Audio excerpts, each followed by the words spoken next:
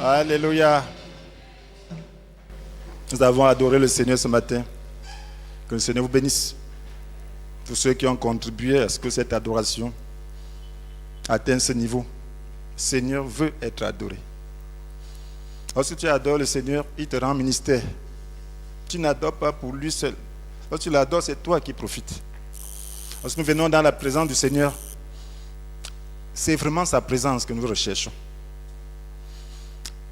Et il n'y a aucun endroit satisfaisant dans ce monde en dehors de la présence du Seigneur. J'ai déjà un peu de l'âge. Je n'ai jamais trouvé un endroit aussi satisfaisant que la présence du Seigneur. Lorsque tu es seul, lorsque vous venez ensemble, si tu viens pour connaître Dieu, pour l'adorer, tu trouveras sa présence plus grande lorsque nous sommes ensemble et que l'adoration est vraiment là. Voilà la vraie satisfaction. Ceux qui connaissent Dieu ont eu cette expérience. C'est pour ça que le roi David dit qu'un seul jour dans ses parvis vaut mieux que 1000 ailleurs. 1000 ailleurs. Et comment ne pas chercher à entretenir cette présence? Pourquoi chercher à mettre des choses qui vont éloigner cette présence? Pourquoi ne pas faire de sa présence l'essentiel? Le Seigneur, parlant de Marie, avait dit à Marthe que tu t'agites pour beaucoup de choses. Une seule chose essentielle. Et Marie a choisi la meilleure part. S'asseoir au pied de Jésus. Mon frère, il n'y a pas de meilleure part. Si ton option c'est la présence de Dieu, tout ce qu'on peut faire, ne pense pas que c'est ça qui est meilleur. Si tu es satisfait dans la présence de Dieu, vas-y. Tu as choisi la meilleure part. Parce que c'est là-dedans que tu auras les instructions. C'est là-dedans que tu auras l'autorité. C'est là-dedans que tu contrôleras même ce qui se fait. C'est dans cette présence. Et c'est là que tu auras le discernement. C'est là que tu auras la réflexion.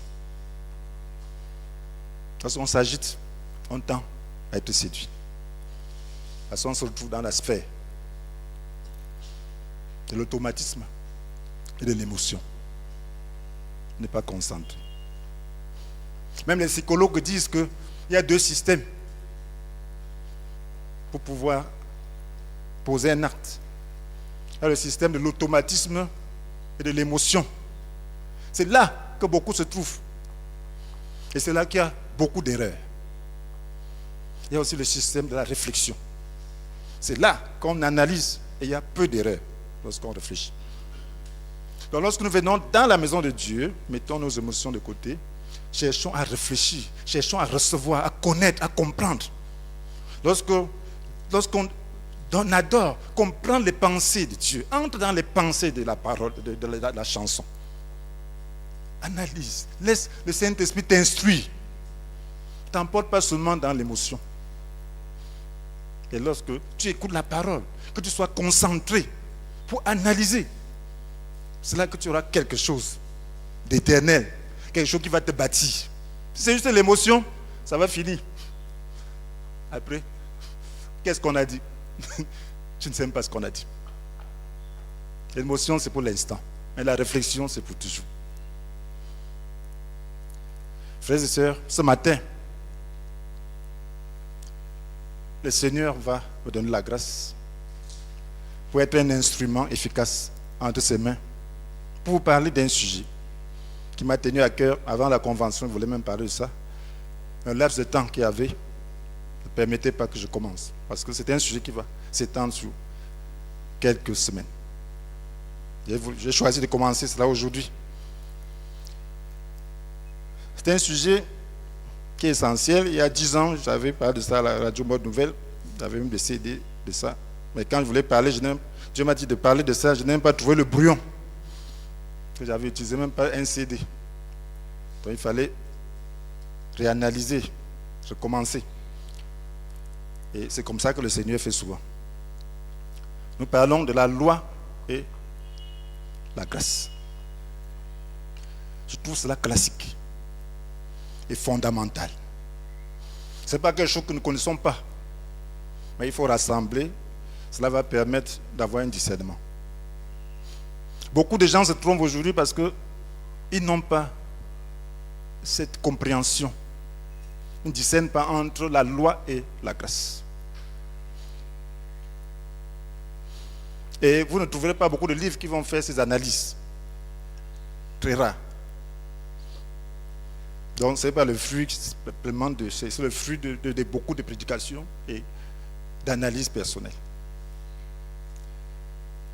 Et la pensée du Seigneur à travers le temps. Vous comprenez qu'on ne peut donner que peut-être une direction qui vous permet de comprendre aussi. Donc ce matin, par la grâce du Seigneur, qu'il utilise ma pensée, qu'il utilise mes émotions, qu'il utilise ma volonté pour vous bénir, pour vous donner de la compréhension.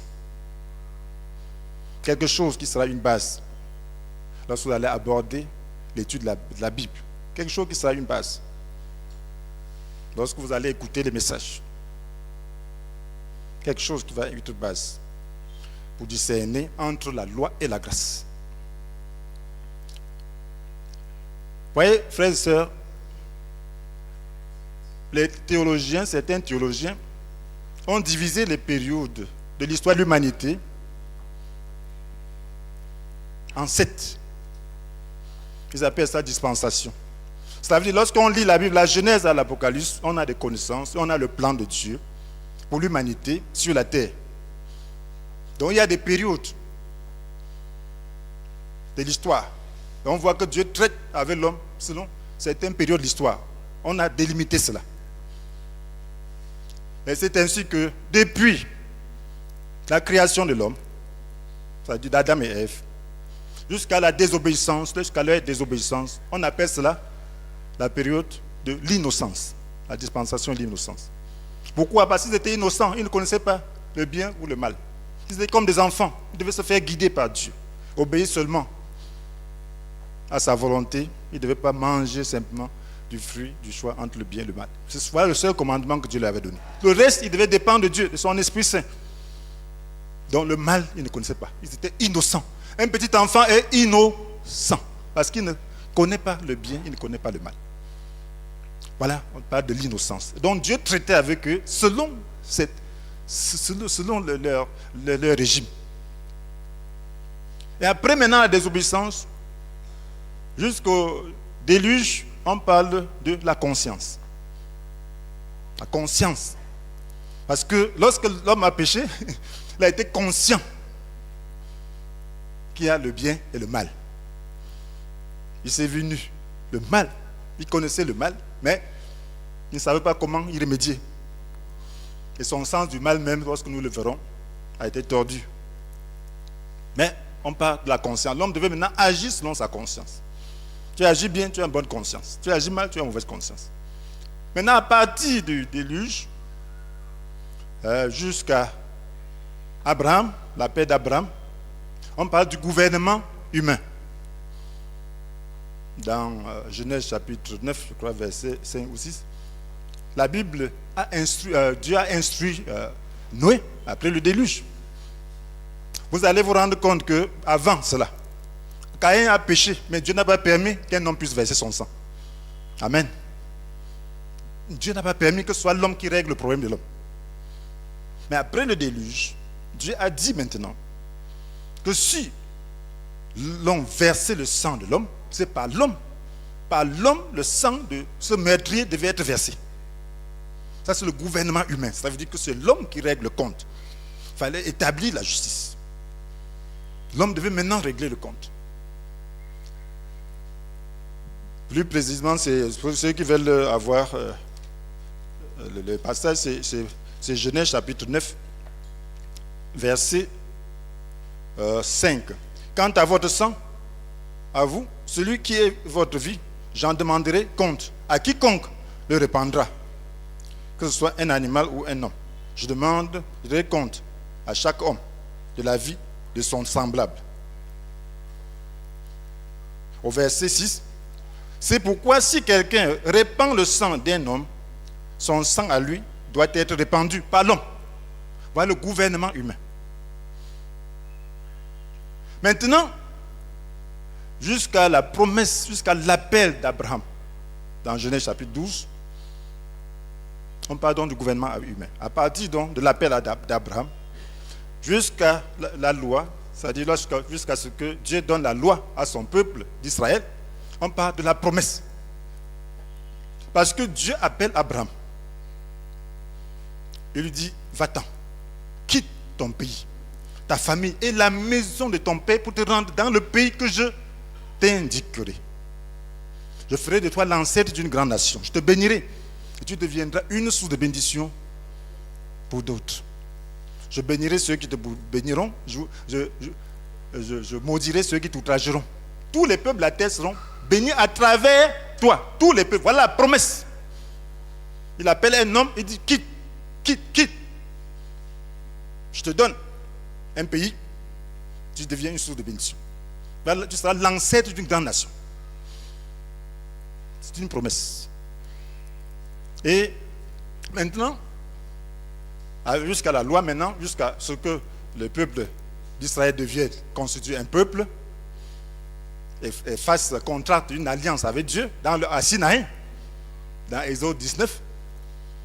On parle de la loi en se référant souvent au Sinaï parce que c'est là que Dieu a contracté l'alliance avec le peuple d'Israël en tant que nation. Et à partir de ce moment, la promesse finie, on commence l'époque de la loi. Vous avez besoin de comprendre parce que nous sommes en train de parler de la loi et de la grâce. Donc à partir de l'alliance qui permet au peuple d'Israël d'être le peuple de Dieu sur la base de l'obéissance, jusqu'à ce que Jésus puisse naître, mourir et ressusciter, on parle donc de la période de la loi. Donc c'est la loi qui régit. Et lorsqu'on parle de la loi, il s'agit du régime qui a régné avec le peuple d'Israël. C'est ça la loi. Donc cette loi qui a été donnée au peuple d'Israël dans Exode 19 et 20. Et c'est ça la période de la loi. Donc c'est ça la loi. Maintenant, depuis la résurrection de Jésus, sa mort et sa résurrection, jusqu'à son prochain retour, on parle de période de la grâce. Nous sommes dans quelle période? De la grâce. C'est bien de comprendre. Nous sommes dans la période de la grâce. Et maintenant, il y a une dernière dispensation, parce que nous avons dit que c'est l'histoire de l'humanité sur la terre. Ce sont des périodes. Donc, lorsque Jésus reviendra et établira son règne de 1000 ans, on parlera donc de millénium. On parle de dispensation de millénium. Et après ça, c'est la fin de l'histoire de l'humanité sur la terre. Pourquoi nous parlons de cela? Parce que la loi et la grâce sont situées dans certaines périodes. Ce sont des dispensations. Et on ne peut pas parler de la loi et de la grâce sans parler de la promesse. Parce qu'en réalité, la loi n'était pas le but. La période entre la promesse et la grâce, c'est la loi. Vous voyez que la loi se situe entre la promesse et la grâce. Et lorsque vous regardez cette promesse qui est faite à Abraham, j'ai déjà dit tout tantôt, il dit, va quitte ton pays, ta famille, la maison de ton père, pour te rendre dans le pays que je t'indiquerai. Je ferai de toi l'ancêtre d'une grande nation. Je te bénirai et tu deviendras une source de bénédiction pour d'autres. Je bénirai ceux qui te béniront, je maudirai ceux qui t'outrageront. Tous les peuples de la terre seront bénis à travers toi. Lorsqu'on dit tous les peuples de la terre seront bénis à travers toi, Dieu avait en vue la grâce. Dieu avait en vue Jésus. Dieu avait en vue la descendance d'Abraham, qui est Jésus. Et cela est symbolisé par Isaac. Abraham a attendu 25 ans pour avoir Isaac. Et Isaac était un symbole. Comment est-il un symbole? Isaac est un symbole, il préfigure Christ. Parce qu'en réalité, la descendance, vous lisez Galates, c'est pour ça que quand vous allez lire la Bible, vous allez comprendre davantage. Parce que là, ce n'est pas un séminaire où on passe toute la journée pour parler de la même chose. On vous donne juste les éléments. Donc, Isaac préfigurait Jésus. Vous voyez, Dieu donne Isaac à Abraham. Il a attendu pendant 25 ans. Et il a eu par la foi. Et lorsqu'il a eu, il lui dit d'aller le sacrifier. d'aller l'offrir en holocauste pour l'adorer. Ça, c'est Genèse 22. Il s'en va dans l'obéissance. Lorsqu'il sort le couteau pour tuer son fils, il dit non, Abraham, je sais maintenant que tu réveilles Dieu. Je sais maintenant. Donc, Isaac a été recouvert d'une sorte de résurrection. Ce qui préfigure le sacrifice de Jésus. Sa mort et sa résurrection. Amen. Amen. Donc, cette descendance dont Dieu parle, ce n'était pas Isaac, c'était Jésus. Jésus était le but, ce n'était pas Isaac. Donc, ce qui fait que vous allez voir que la loi donc est intermédiaire entre la promesse et la grâce. Et la loi est venue simplement pour être un moyen d'accomplir la promesse. La loi n'est pas le but. Voilà pourquoi on dit que la loi était comme un pédagogue, comme un gardien. Vous avez dit ça dans Galates chapitre 3, n'est-ce pas? Pour nous conduire à Christ, parce que c'est le Christ qui est le but. Dieu a fait la promesse à Abraham d'être une source de bénédiction pour tous les peuples. Tous les peuples de la terre seront bénis à travers toi. C'est à travers Jésus que tous les peuples de la terre sont bénis, n'est-ce pas? C'est la promesse. La loi est intervenue, donc il fallait trouver un cadre national. Voilà pourquoi la loi. Et montrer qu'une alliance fondée sur l'obéissance de l'homme ne peut pas tenir. Amen. Une alliance fondée sur l'obéissance de l'homme ne peut pas tenir. Puisque Dieu a contracté l'alliance avec le peuple d'Israël, c'était pour montrer à l'homme qu'il est incapable d'obéir à Dieu. Et cette alliance dépendait de l'obéissance de ce peuple à la loi. Et qu'est-ce qu'ils ont fait? Est-ce qu'ils ont respecté? Non. Amen. Ils ont brisé son alliance. Et pour vous démontrer que la loi n'était qu'un intermédiaire, la nation juive a été dispersée. Bref, les Juifs ont été dispersés en l'an 110. Après l'accomplissement de la promesse, lorsque Jésus vient, le peuple d'Israël ne le reçoit pas. Parce que s'il recevait Jésus en tant que le Messie, il serait entré dans la grâce. Parce que Dieu avait aboli la loi. La Bible nous dit, dans Romains chapitre 10, verset 4, car le Christ a mis fin au régime de la loi pour que tous ceux qui croient soient déclarés justes. Romains chapitre 10, verset 4. Christ a mis fin. Quand Christ vient, il dit le régime-ci, c'était pour atteindre ce but-ci. Maintenant, ce régime est fini. Le peuple dit jamais. Et qu'est-ce que Dieu dit? Il dit, bon, en l'an 70, le temple a été brûlé, tous les Juifs ont été dispersés dans le monde entier. Pour dire que cette nation-là, je ne reconnais plus sous le régime de la loi. C'est ce que Dieu a fait. Donc, ce qui fait que depuis l'an 70, jusqu'au 14 mai 1948, qui est le jour d'indépendance du peuple de l'État d'Israël, presque 2000 ans, Israël n'était plus une nation. Les Juifs étaient dispersés partout dans le monde pour marquer l'accomplissement de la promesse. Maintenant, lorsque Dieu les ramène, c'est toujours à cause d'une promesse. C'est à cause du retour prochain de Jésus. Parce que Dieu a fait la promesse. Là, il y a des prophéties à ce sujet. Jésus va venir trouver cette nation. Mais ce n'est plus sur cette base-ci. Par rapport aux bases du salut de l'humanité, c'était fini. Là, c'est maintenant par rapport à la promesse faite à Abraham qu'il va venir et Israël sera sauvé en tant que nation.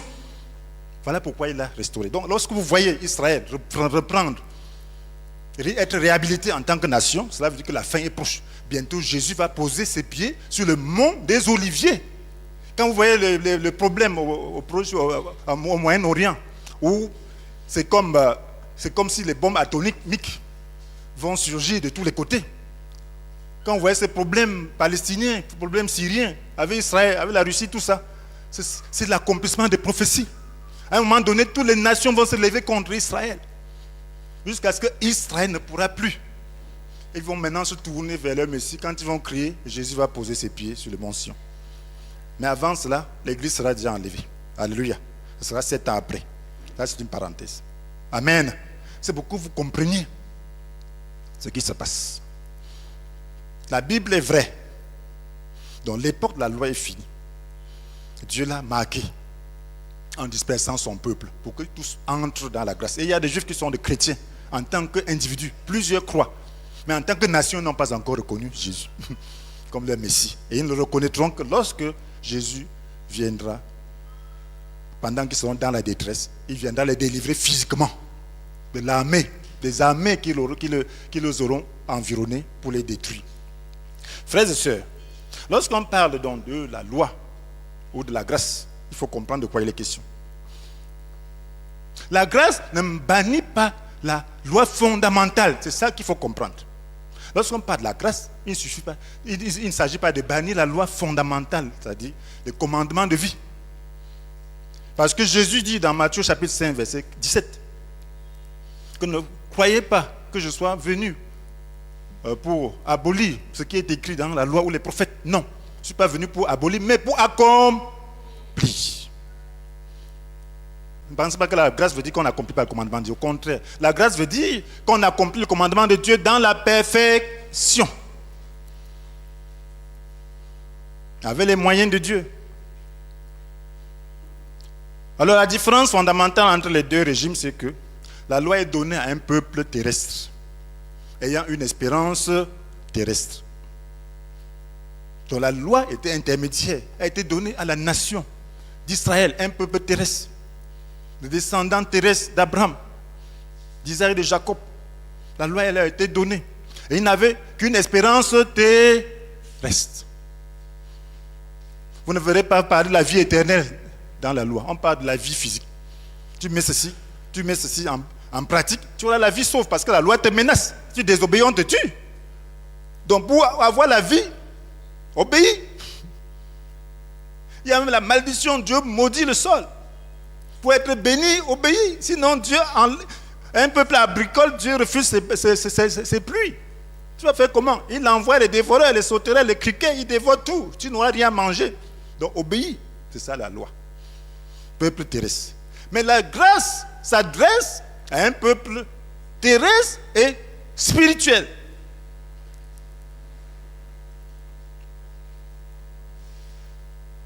Ou mieux, à un peuple spirituel vivant sur la terre. Amen. Oui, la grâce s'adresse à un peuple spirituel vivant sur la terre. Pourquoi? Parce que la Bible nous dit dans 1 Timothée chapitre 4 verset 8 que l'attachement à Dieu, lui, est utile à tout, puisqu'il possède la promesse de la vie pour le présent et pour l'avenir. Il est utile à Dieu. Lorsque tu t'attaches à Dieu, tu as la promesse de la vie pour le présent et pour l'avenir, parce que tu es encore sur la terre.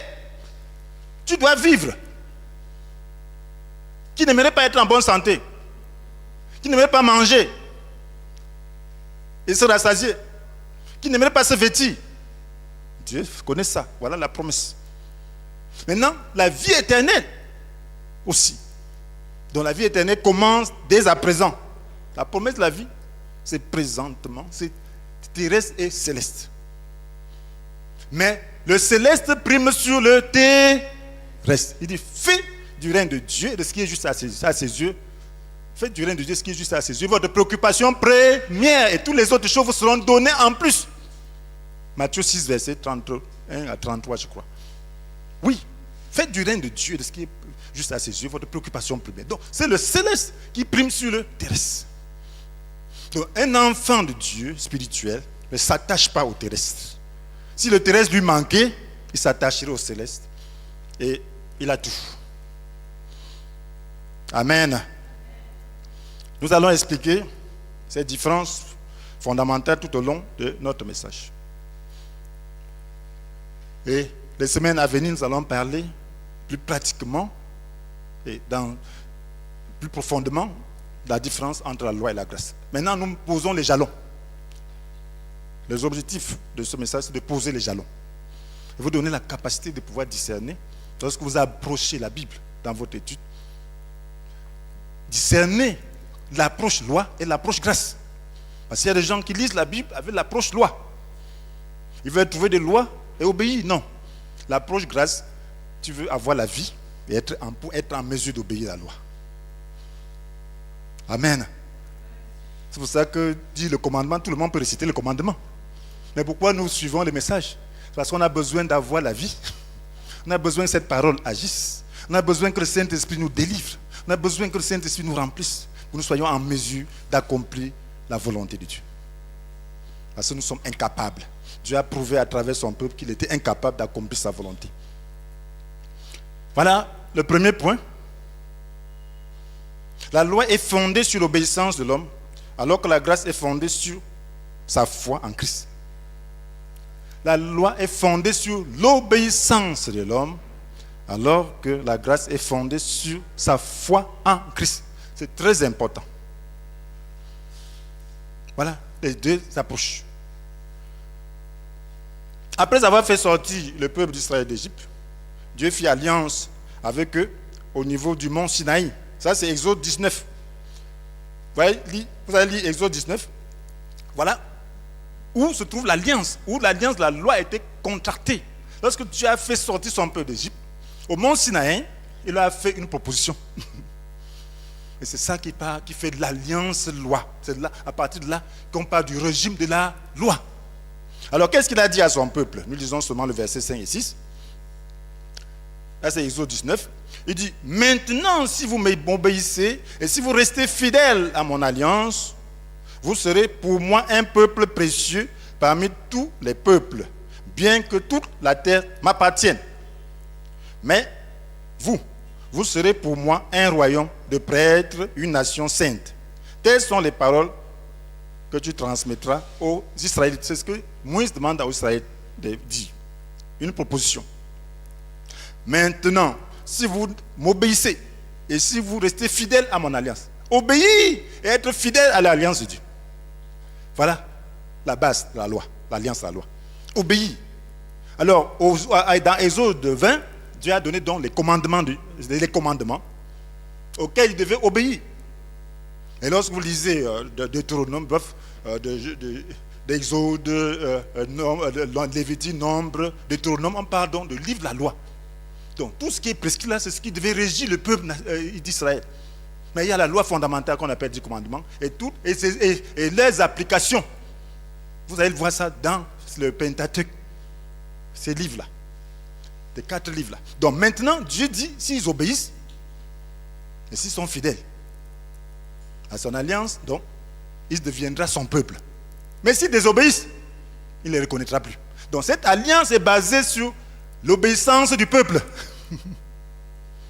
Amen. Et si vous comptez sur l'homme, est-ce qu'il y a un seul homme? David dit qu'il n'a pas trouvé, Salomon dit qu'il a trouvé un homme parmi 1000, mais il n'a même pas trouvé une femme. Mais le roi David dit, où trouvera-t-on un homme fidèle? Il dit, un homme fidèle, où le trouvera-t-on? Il n'y en a pas. Il n'y en a pas. Si tu fondes ton alliance sur la fidélité de l'homme, ça a déjà échoué. Amen. Quand bien l'homme, vous allez voir les gens prendre des engagements. Mais quand c'est au moment de faire, vous allez voir, il dit que sa mère est morte, il dit qu'il a ceci. Bref, toutes sortes de choses. Il dit qu'il a voyagé, il dit qu'il a fait ceci, il avait tel problème, il avait mal au ventre, il avait mal à la tête. Donc tout ça fait que finalement, l'alliance n'est pas respectée. Et c'est ce que Dieu a prouvé à travers l'alliance loi. Amen. Oui. Trouver un homme qui est fidèle, c'est impossible. Donc, voilà, donc c'était une alliance déjà biaisée. Dieu voulait montrer à l'homme qu'il est incapable de lui obéir. Voilà pourquoi il a fait ça. Donc, voilà, mes frères et sœurs, ils n'ont pas pu obéir. Nous lisons dans Jérémie chapitre 31, verset 31 à 33. Quel est le constat? Et Jérémie écrit cela au moment où Dieu était en train de détruire son peuple. C'était au moment où Dieu était en train de détruire le temple de Jérusalem. C'était au moment où Dieu avait dit que ce peuple a rompu mon alliance. Moi aussi, je ne les reconnais plus. Je les chasse de leur territoire. Donc, comprenez le contexte dans lequel Jérémie a écrit. Jérémie a vu la désolation. Il a vu Dieu détruire son temple. Il a vu son peuple être détruit par une armée étrangère. Et c'est pour cela que Dieu lui dit pourquoi. Et il lui donne les raisons. Dans Jérémie 31, verset 31 à 33, il dit: mais des jours vont venir, déclare l'Éternel, où moi je conclurai avec le peuple d'Israël et celui de Juda, une alliance nouvelle. Ah, une alliance nouvelle. Elle ne sera pas comme celle que j'ai conclue avec leur père quand je les ai pris par la main pour les faire sortir d'Égypte. Car cette alliance-là, ils l'ont rompue. Alors que moi, j'étais leur suzerain, l'Éternel le déclare. Ils l'ont rompu parce que la rupture venait d'eux. S'ils désobéissaient, c'était la rupture. Ils ont désobéi. Et l'alliance, c'est comme un contrat. L'alliance, le régime de la loi, c'est comme un contrat. Lorsque vous faites un contrat, est-ce qu'il y a des sentiments? Il y a des termes, n'est-ce pas? Contrat de loyer, tu ne respectes pas. Pap. C'est la loi, c'est les huissiers, c'est ceci, la police, c'est tout. Amen. Ce n'est pas basé sur les sentiments, c'est basé sur des règles. Tu ne respectes pas ta part, c'est fini. Le contrat est rompu, tu as rompu le contrat. C'était comme ça la loi. Ils n'ont pas respecté les clauses. Et Dieu dit, vous n'avez pas respecté, moi aussi. Je ne respecte plus mes engagements. Je laisse l'ennemi vous détruire. C'est ce qui s'est passé. Et il promet, au verset 32, mais voici quelle alliance je vais conclure avec le peuple d'Israël. Après ces jours, déclare l'Éternel, je placerai ma loi au plus profond d'eux-mêmes. Je la graverai dans leur cœur. Moi, je serai leur Dieu. Eux, ils seront mon peuple. Alors, voici la base maintenant de l'alliance de la grâce. Quelle est la base de l'alliance de la grâce? Est-ce que c'est fondé sur l'obéissance de l'homme? Non. C'est fondé sur la foi. Amen. Amen. Qu'est-ce que cette alliance dit? Jean 3, verset 16 dit quoi? Le verset le plus connu au monde. Si tu ne connais pas au moins ça, c'est que c'est grave. Parce que c'est le verset que même les païens connaissent. Que Dieu a tant aimé le monde qu'il a envoyé son Fils, son unique, afin que quiconque place sa confiance en lui échappe à la perdition et qu'il ait la vie éternelle. Tu peux dire ça dans ta version. Amen. Quiconque place sa foi en lui échappe. Il est question donc de foi. Tu places ta foi en Christ, tu as échappé. Qu'il ait la vie éternelle. Voilà l'alliance qui ne dépend pas de ton obéissance, mais qui dépend de ta foi en Christ. Pourquoi ta foi en Christ? Parce que c'est Christ qui obéit. Amen. L'homme est incapable d'obéir. Ton obéissance ne peut être possible qu'en Christ. Christ a obéi à ta place. Donc il te suffit de croire. Une vraie foi conduit à l'obéissance. Pour que tu dises que ta foi a marché, il faut que tu sois obéissant. Parce que l'obéissance, c'est celle de Christ. Donc tu saisis cette obéissance par la foi, tu deviens obéissant. Voilà, frères et sœurs, dans Romains chapitre 10, verset 11. En effet, l'Écriture dit, Romains 10, verset 11. En effet, l'Écriture dit, celui qui met en lui sa confiance ne connaîtra jamais le déshonneur. Celui qui met en lui sa confiance ne connaîtra jamais le déshonneur. Voilà pourquoi lorsqu'on adore, mes frères et sœurs, médite la parole de Dieu. Médite les paroles du cantique. Et adore Dieu. Que ta foi se soulève. Que ta foi remue. Ton esprit remue à l'intérieur de toi. Et tu n'auras plus d'assurance. Lorsque ta foi est totale en Dieu, tu ne connaîtras jamais le déshonneur. Et si tu passes ton temps à ne faire que ce qui arrange tes émotions, tant pis pour toi. Tu es déjà en enfer. Parce que tes émotions ne seront jamais arrangées. Maintenant, tu ris, après tu pleures. Des gens instables. Il faut toujours être en train de rire. Même si tout chamboule, à l'intérieur de toi, tu es toujours dans la joie. Parce que le royaume de Dieu est à l'intérieur de toi. Rien ne perturbe le royaume de Dieu. Lorsqu'on est instable, c'est qu'on a fondé sa foi sur les émotions et non sur la parole de Dieu et non sur la foi. Vous pensez que je n'ai pas de situation difficile? Vous pensez que je n'ai pas de moment où je ne sais même pas où mettre la tête? Et ma tête est là, dressée. Le sourire est là. La joie est là. C'est ça la foi. Même si je devais me faire tuer, il y a quel problème? Je ne vais pas en enfer, je vais au ciel. Il y a quoi? Il faut que ce soit vrai en toi. C'est qu'on cultive ça. Il ne faut pas des problèmes, tu es toujours en train de porter. Qui va porter tes problèmes? C'est Jésus seul qui porte. Qui va porter les tiens? C'est Jésus seul. Et on te montre le chemin pour que tu puisses placer ta confiance et que ta foi réussisse. Il y a des gens qui comptent sur le pasteur, comptent sur l'apôtre. L'apôtre, là, il a beau compter sur Dieu. Il est là aussi pour compter sur Dieu. Tu vas prendre ton problème, tu mets maintenant sur lui, il va faire comment? Pendant qu'il est en train de monter, tu vas l'attraper pour qu'il descende. Alléluia. C'est ça la grâce. La grâce, c'est développer ta foi. Celui qui connaît la grâce veut seulement les paroles de foi. Il n'aime pas la parole de loi. Ça ne sert à rien. Il connaît la loi, non? Quelquefois, on réveille la loi seulement pour qu'on puisse prendre conscience. Mais ce n'est pas ça qui libère. On ne peut pas prêcher la loi selon le régime de la loi. Non, ça ne donne rien. Au contraire, la Bible dit que ça fait abonder le péché. Mes frères et sœurs, le deuxième point, c'est le temple du régime de la loi et de pierre. Celui du régime de la grâce et de chair. Est-ce que vous savez, le temple de Pierre était construit par Salomon sous l'instruction de David, du roi David. Dieu avait donné des instructions. Tout était déjà donné avec Moïse. Les ustensiles, tout ce qu'il devait contenir. Mais c'est le temple même qui était stable. C'était construit par Salomon. Alors, ce temple était constitué de 3 parties. Il y avait une cour qu'on appelle parvis. C'est là où se trouvait l'autel des holocaustes. Supposons que vous êtes là. Là où vous êtes là, c'est le parvis. Il y avait l'autel des holocaustes là-bas. Donc, si quelqu'un avait un sacrifice à offrir, il venait à ce niveau. Les Lévites aussi se tenaient à ce niveau. Alors l'autel était là, on égorgeait le sacrifice, l'animal, et on versait son sang quelque part là, dans la cuve. Et maintenant, on le faisait brûler, on dépiéçait, on dépiéçait, et on faisait tout ce qu'il fallait, on arrangeait, et on brûlait ce qu'on doit brûler. Ça, c'est, il ne faut pas entrer dans les détails de cela. Ce qui est important, c'est que là, c'est là où on faisait les holocaustes.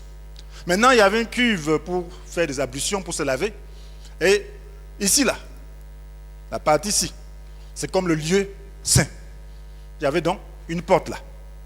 Seul le sacrificateur pouvait entrer là. Et en entrant là, il devait se laver les pieds, le visage et les mains.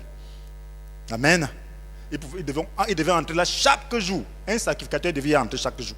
Et là-bas, qu'est-ce qui s'est passé? Il y avait des lampes. Il y avait une lampe à 7 branches. Amen. Une lampe à 7 branches. Et il y avait une table de pain de proposition où on mettait 12 pains qu'on changeait chaque sabbat, chaque semaine. Il y avait aussi un brûle-parfum. Donc on offrait le parfum à Dieu chaque jour. Donc le sacrificateur entrait pour faire le service chaque jour. Maintenant, à partir de là, il y avait un voile. Supposons que je suis dans le lieu très saint. On entre seulement une fois l'an. Et ce n'est pas n'importe qui, c'est le grand prêtre ou souverain sacrificateur. Et dans ce lieu très saint se trouvait l'arche de l'alliance ou coffre de l'alliance.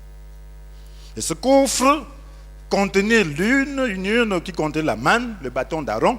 Et le plus important, c'est que ce coffre contenait les 2 tables de la loi, les 10 commandements.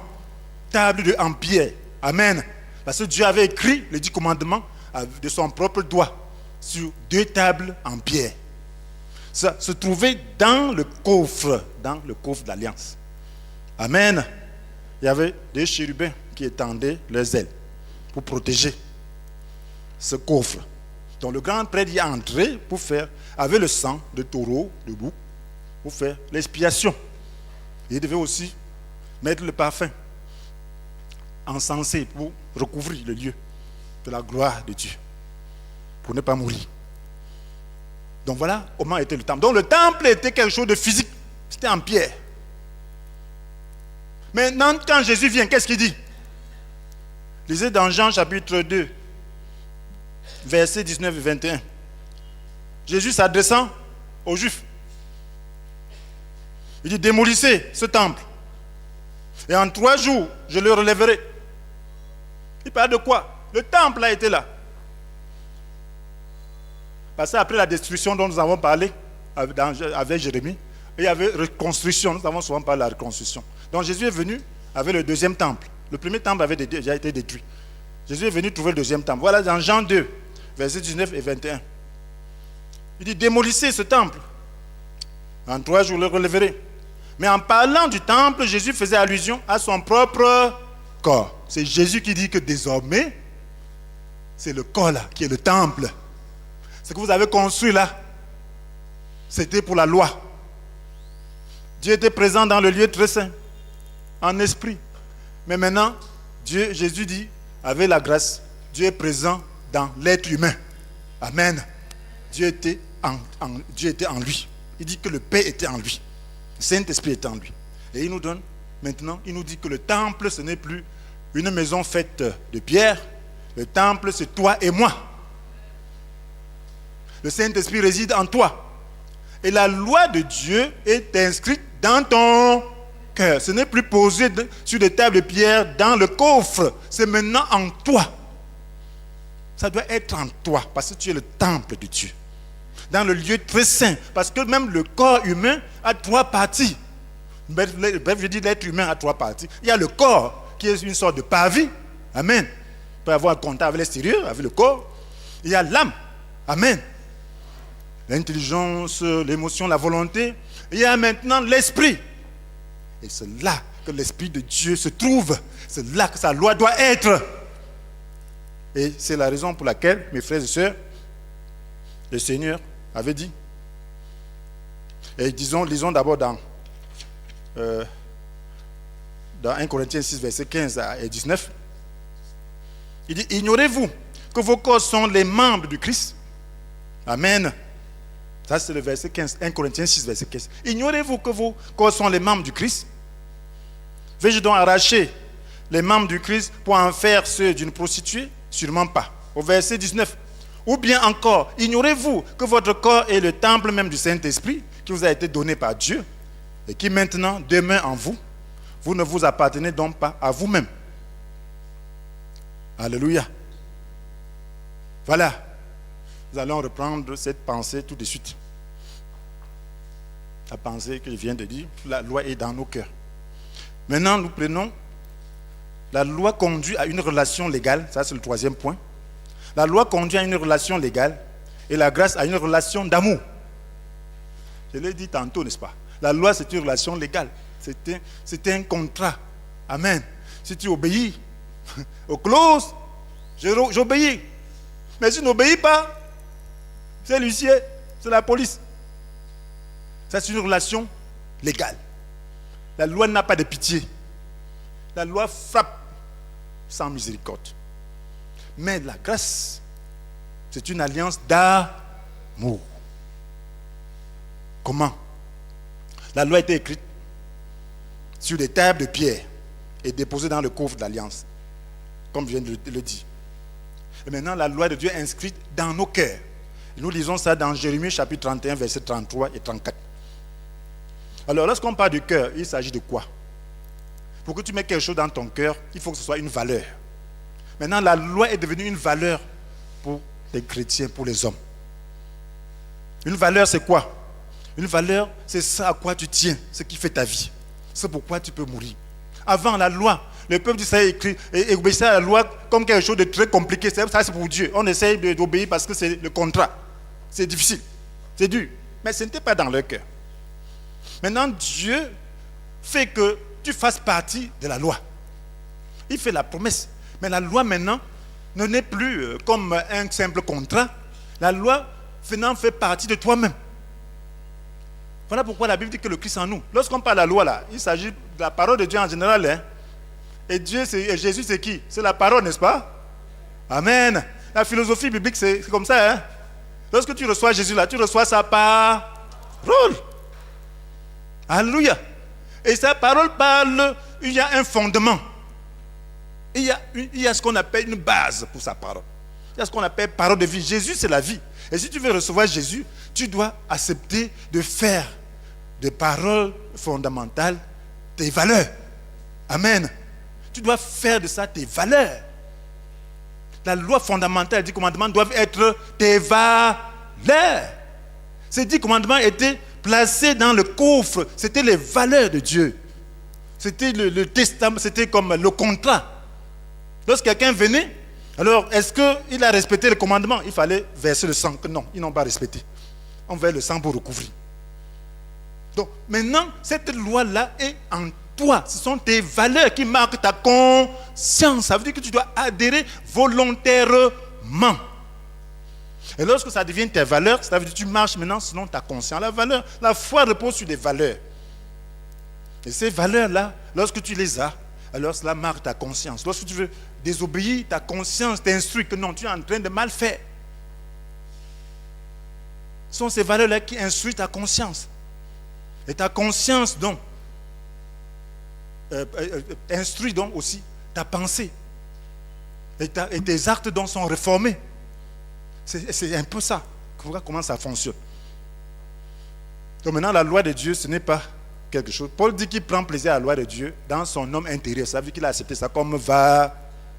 Et tout croyant prend plaisir à la loi de Dieu dans son homme intérieur. Parce qu'il fait partie de la loi. Il est un avec Dieu. Il est un avec la loi. C'est ce qu'il faut comprendre ici, mes frères et sœurs. Alors, dans Jérémie 31, nous allons lire versets 33 et 34 pour que vous puissiez comprendre cela très très bien. Jérémie 31.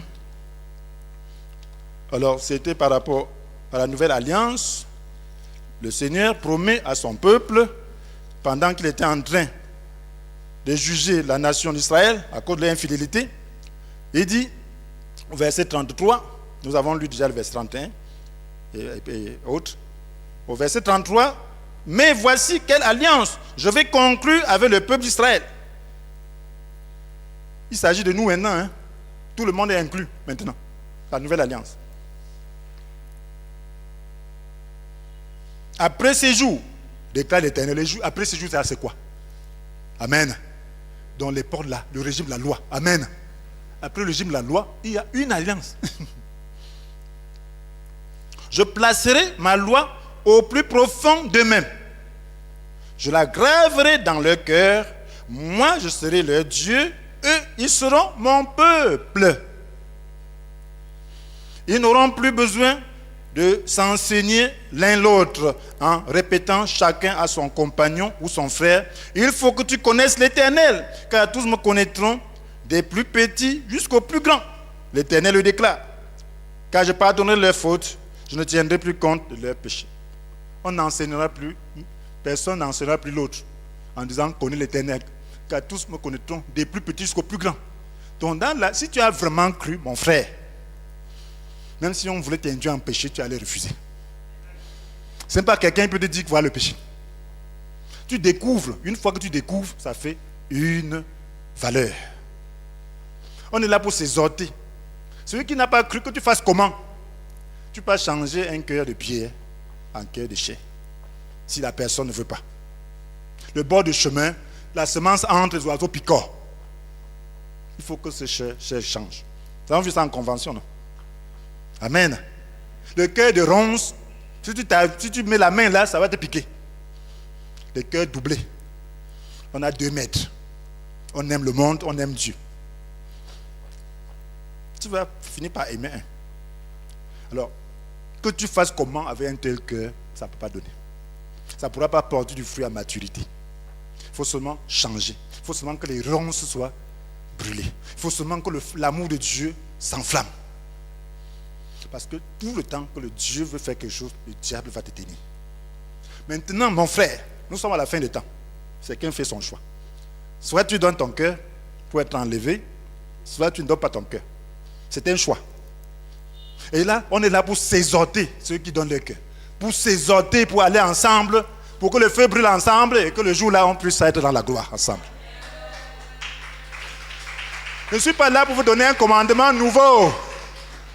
Je ne suis pas là pour vous donner quelque chose de nouveau. C'est des choses que vous connaissez. Mais vous ne pouvez pas expliquer comme ça, parce que ce n'est pas votre rôle. Ce n'est pas votre rôle. Donc on explique simplement pour que cela vous puisse... la nourriture, n'est-ce pas? On peut manger la même chose. Mais chaque préparation a sa main, n'est-ce pas?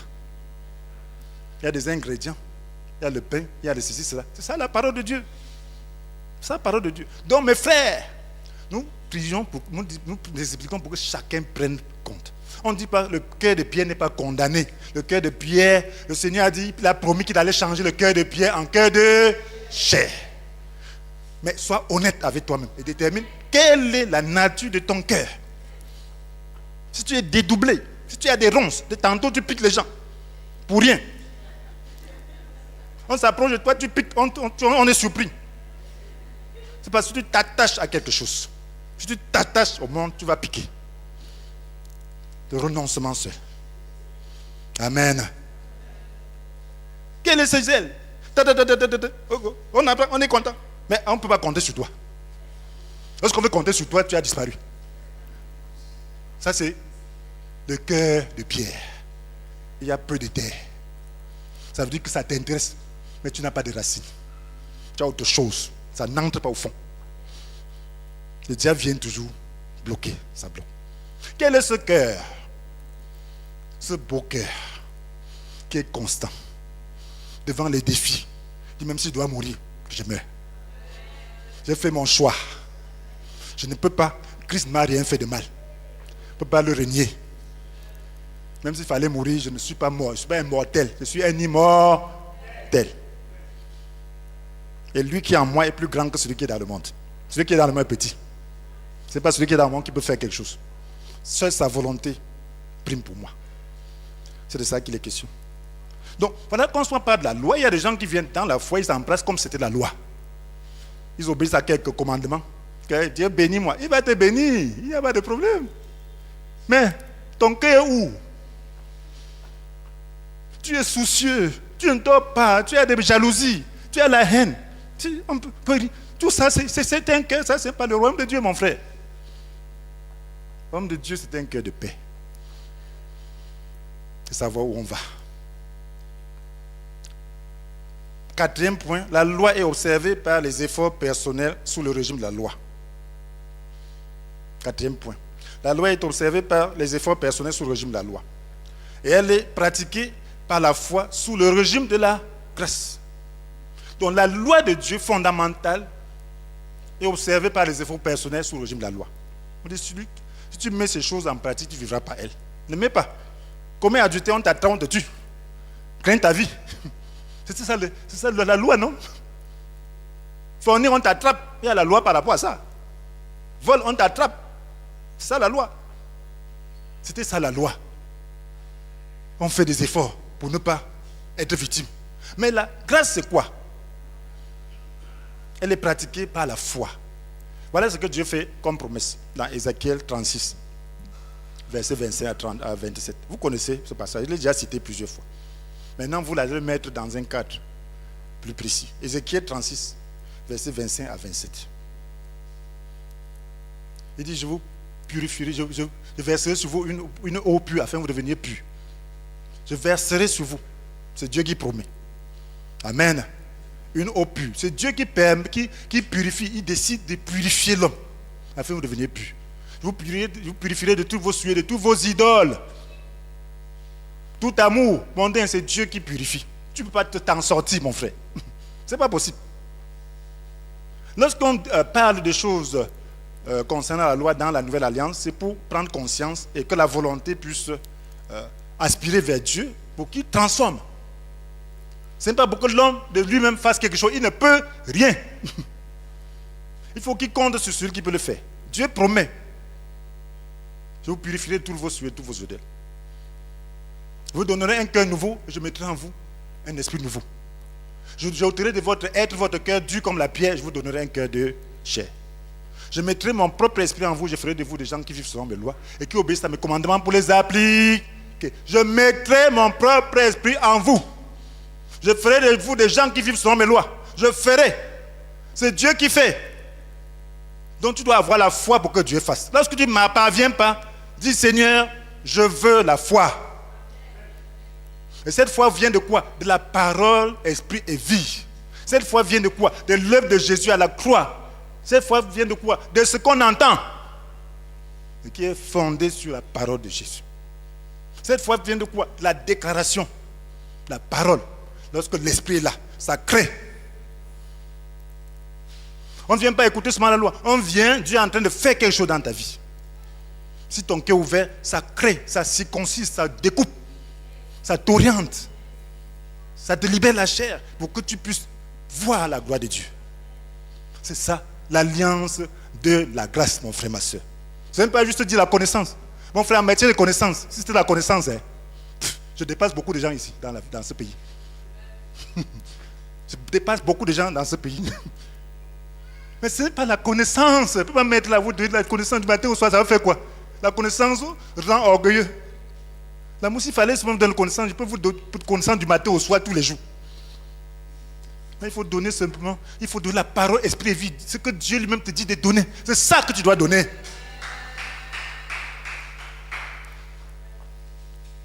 Tu charges ta tête de la connaissance, mon frère, ça ne devient pas vie, tu perds ton temps. Fais même 1000 théologies, fais même 10 diplômes de théologie. Ce n'est pas ça qui est important. C'est la parole, esprit et vie. C'est ça qui agit en toi. C'est ta connaissance de Dieu. C'est parole qui peut vivifier quelqu'un. C'est parole qui peut mettre en communion quelqu'un. C'est ça qui est important. Donc c'est celle-là que tu dois rechercher. Être en relation avec Dieu. Comme ça, quand tu lis la Bible devient un livre ouvert. Tu recherches la vie. Tu recherches la vie. Mon frère, le point 5, sous le régime de la loi, on est béni par son obéissance. Et sous celui de la grâce, on est béni par sa foi. Mon frère, je vois quelqu'un qui dit que j'ai déjà beaucoup travaillé. Seigneur, bénis-moi. Je suis déjà venu aux réunions, non, bénis-moi. Je suis fidèle aux réunions, bénis-moi. C'est pas ça. Tu viens à la réunion parce que tu es béni. Tu es fidèle parce que tu es béni. C'est la croix de Jésus qui te bénit, mon frère, ma soeur. C'est l'œuvre de la croix qui te bénit. C'est l'œuvre de la croix qui te bénit. Et cette œuvre de la croix te donne l'obéissance. Amen. Un enfant de la grâce est obéissant. Parce que Jésus a obéi. Paul dit, ce n'est plus moi qui vis, c'est le Christ qui vit en moi. Ma vie en tant qu'homme. Je la vis maintenant dans la foi au Fils de Dieu, qui par amour pour moi s'est livré à la mort à ma place. La vie par la foi. L'obéissance de Christ, c'est la mienne. Donc je suis obéissant. Par la foi, j'entre dans son obéissance, par la philosophie de la grâce. Mes frères, la Bible nous dit, au verset, ça c'est intéressant, Galates chapitre 3, versets 12 et 13, pour appuyer ce que je viens de dire là, que c'est notre foi en Christ qui nous bénit. Au verset 12 de Galates 3, la Bible dit, « Or, le régime de la loi ne fait pas dépendre de la foi, la justice de l'homme devant Dieu. » Or, le régime de la loi ne fait pas dépendre de la foi, la justice de l'homme devant Dieu. Au contraire, il obéit à cet autre principe. C'est en accomplissant tous ces commandements que l'on obtient la vie. Alors que lorsque tu crois, est-ce que tu as déjà accompli un commandement avant de croire? Tu reçois Jésus, non? Tu dis souvent que Seigneur, j'accepte tes valeurs, j'accepte ton obéissance, je me repens. Tu n'as encore rien fait, Jésus est déjà là. Amen. Oui. Le brigand à la croix, il a fait quoi? Amen. L'obéissance est la conséquence de la foi en Christ. On ne met pas ça avant. Lorsque tu as la vraie foi, ça conduit à l'obéissance. Mais dans le régime de la loi, tu n'obéis pas, on te tue. Tu n'as pas la vie. Et cette vie-là, c'est question de vie physique. Ce n'est pas la vie éternelle. Hein? La loi ne promet pas la vie éternelle. Hein? Ce n'est pas de la vie éternelle qu'il s'agit dans la loi. C'est ça qu'il faut comprendre. C'est la vie physique. Donc, et maintenant, la Bible nous dit, au verset 12, au verset 13, le Christ nous a libérés de la malédiction que la loi faisait peser sur nous, en prenant la malédiction sur lui à notre place. Le Christ nous a libérés de la malédiction que la loi faisait peser sur nous, en prenant la malédiction sur lui à notre place. S'il a pris, est-ce que tu le portes encore? C'est maintenant une question de foi. Tu dois le déclarer. La malédiction parentale, la malédiction familiale, le Christ t'a libéré de cela. Il y a beaucoup de gens qui étaient liés par le sort de leur famille. Lorsqu'ils croyaient, ils ne pouvaient pas avoir un diplôme. Ils ne pouvaient même pas passer un examen. Ils ne pouvaient même pas, lorsqu'ils étudiaient, le jour où les examens, tout s'envolait dans leur tête. C'était lié. Même s'ils étaient intelligents, ils ne pouvaient pas avoir un bon travail. Rien. Mais lorsqu'ils croient, ils explosent. Amen. Ces liens sont brisés. Et les gens sous le poids des maladies mystiques, lorsqu'ils croient, par leur foi, le Seigneur les délivre. Parce que le Christ t'a libéré de la malédiction que la loi faisait peser sur toi. Il y avait des gens toujours soucieux, voulant se pendre, parce que c'est la malédiction. Quand tu crois, tu es libéré de tout cela. C'est ça la vraie foi. Pas parce que tu as fait quelque chose, mais parce que tu as la foi en Christ. Et nous devons néanmoins savoir que la foi naît du message que l'on entend. Amen. Donc cette foi-là va te permettre, va reposer sur la parole que tu entends, sur tout ce que Dieu te dit. Et là, elle va se manifester. Le 6e point, le régime de la loi couvre le péché. Celui de la grâce l'enlève. Le régime de la grâce, la loi couvre le péché. Les animaux, le sang d'animaux qu'on offrait là, c'était juste une couverture, une peinture, mais en bas, c'était la pourriture.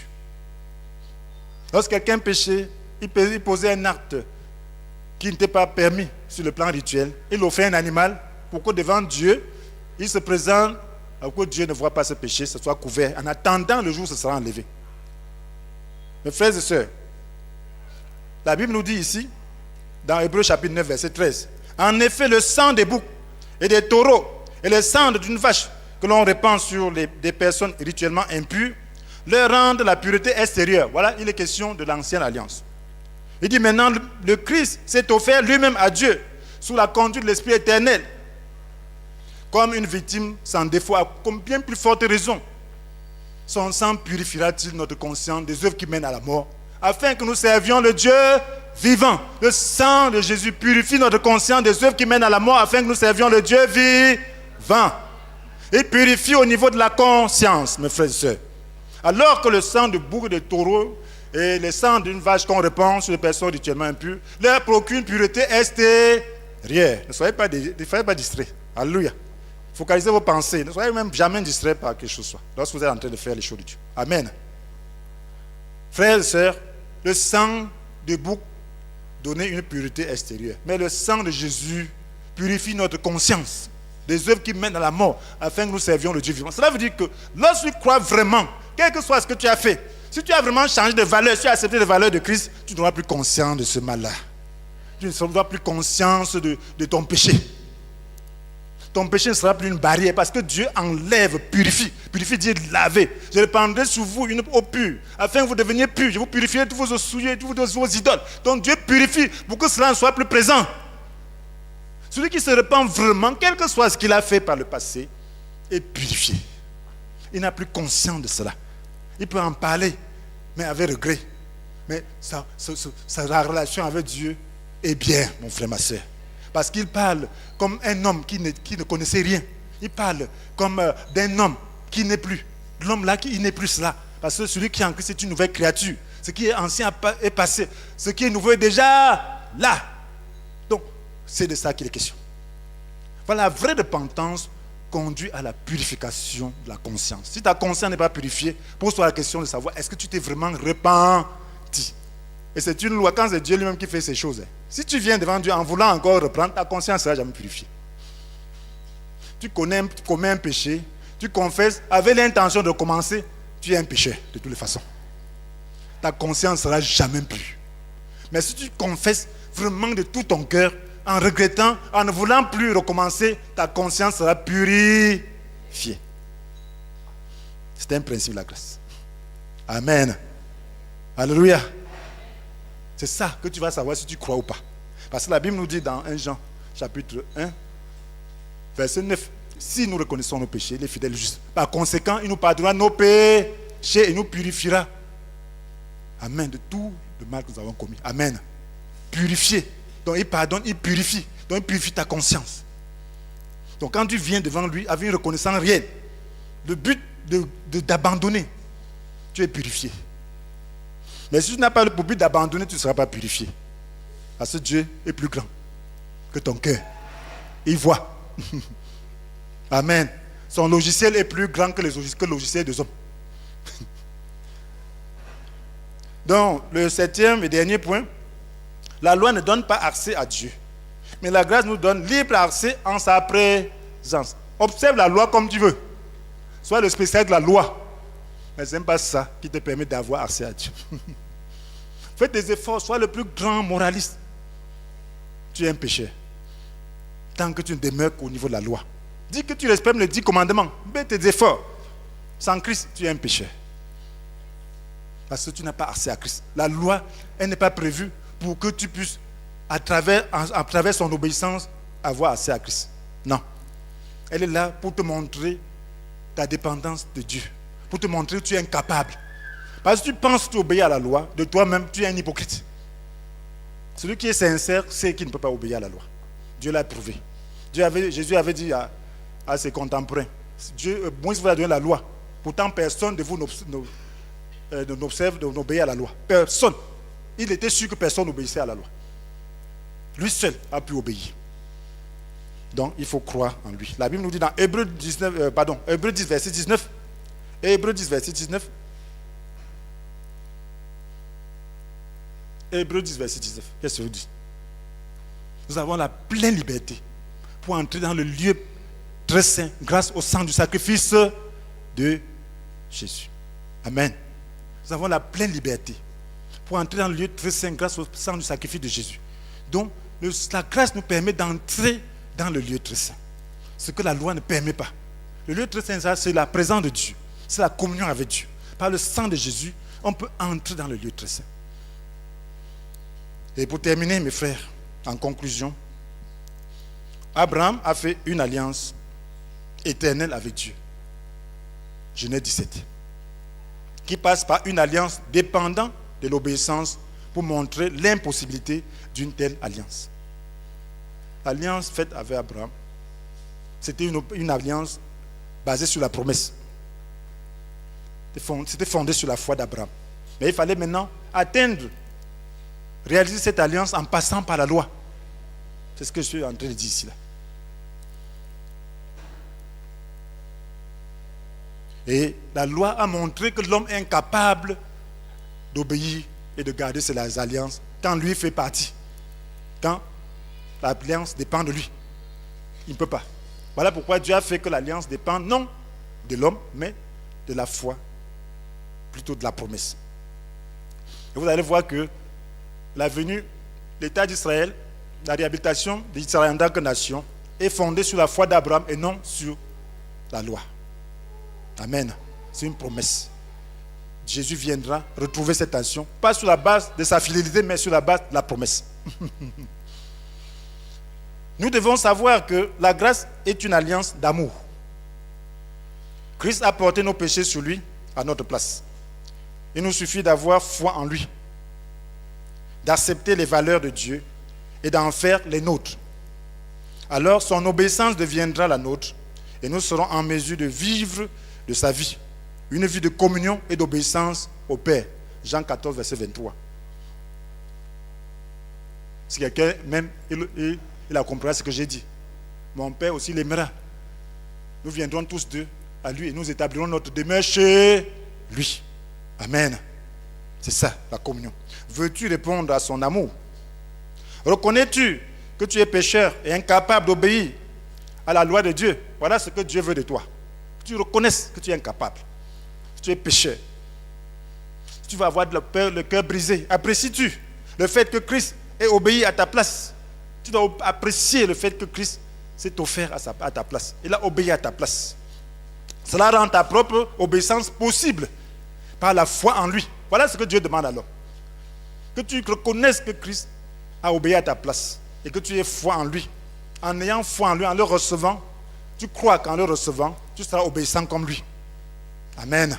Pas par ta force. Voilà ce que Dieu demande à l'homme. Alors, tu peux donc demander au Seigneur Jésus de pardonner tes péchés et de venir dans ta vie pour faire de toi son temple. Si tu es ainsi disposé, si tu veux reposer ta foi sur l'obéissance de Christ, demande alors au Seigneur de venir dans ta vie et de faire de toi son temple. Parce que la Bible nous dit que nous sommes le temple, les membres du Seigneur, les membres de Jésus. Donc si tu acceptes Jésus, tu deviens son âme, son membre, une partie de son temple. Tu deviens son temple. Parce que Jésus, c'est le grand temple. Tu deviens un temple pour le Seigneur. Est-ce que tu le veux? Voilà ce que Dieu te pose comme question. Si tu le veux, alors dis seulement au Seigneur, Seigneur, je le veux. Je veux me repentir. Je reconnais que je suis incapable. Je reconnais que je suis pécheur. Viens dans ma vie. Fais de mon corps ton temple. Et donne-moi la connaissance de la vérité Donne-moi ta grâce. Au nom puissant de Jésus. Amen. Mes frères et sœurs, merci pour votre patience. Il fallait mettre les jalons de ces enseignements qui portent sur la loi et la grâce. Maintenant, vous allez prendre les questions. Questions de réflexion. Première question. Quel a été le rôle du régime de la loi? Première question. Quel a été le rôle du régime de la loi? Quel a été le rôle du régime de la loi? Quel a été le rôle du régime de la loi?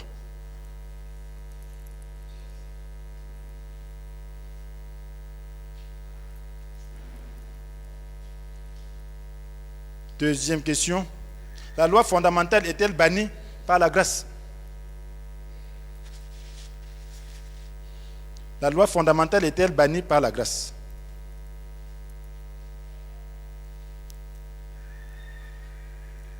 La loi fondamentale est-elle bannie par la grâce?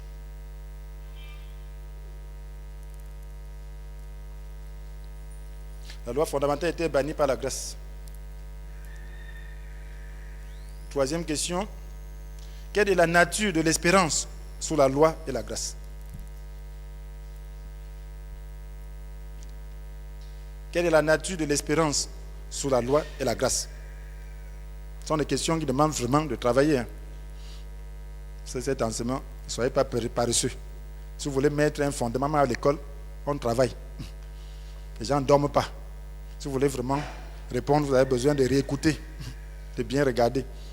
Quelle est la nature de l'espérance sous la loi et la grâce? Quatrième question. Quelle différence y a-t-il entre l'obéissance sous la loi et l'obéissance sous la grâce?